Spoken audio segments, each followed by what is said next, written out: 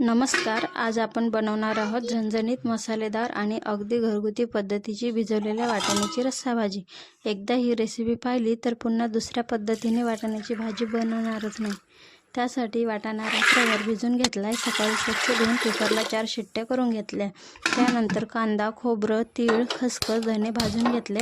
नंतर मिक्सरच्या भांड्यात भाजलेले जिन्नस, मिरची, लसूण, कढीपत्ता, कोथिंबीर आणि टोमॅटो टाकून छान पेस्ट करून घेतली.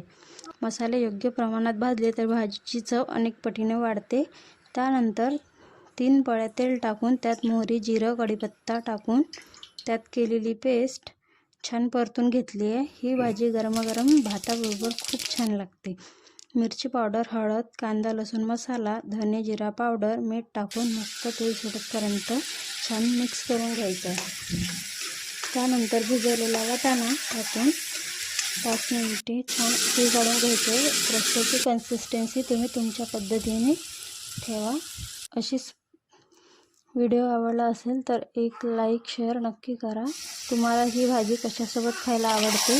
अशा सोप्या, चविष्ट आणि घरगुती रेसिपीसाठी माझ्या चॅनलला सबस्क्राईब करायला विसरू नका. पुन्हा भेटूया एका नवीन रेसिपीसोबत. नेक्स्ट रेसिपी कशाची बघायला आवडणार नक्की सांगा.